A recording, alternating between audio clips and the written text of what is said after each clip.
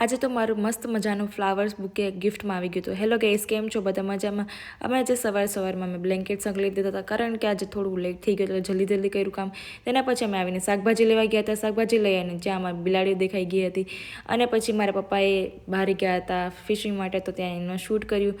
મેં કીધું તો શૂટ કરીને લાવજો. અને આ કામ જેટલું અઘરું છે ને ગાઈસ, એવું કંઈ કામ અઘરું નથી.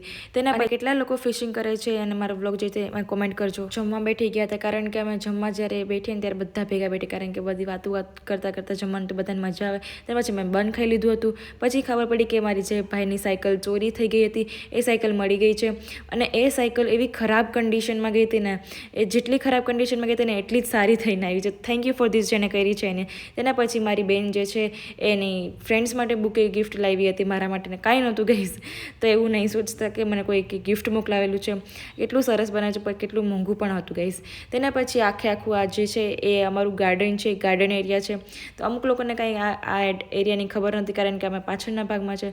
અને આખું ગાર્ડનને સાફ કરવાનું હતું તો મેં એ રાતે સાફ કરી દીધું હતું. Thank you for watching. Bye bye guys.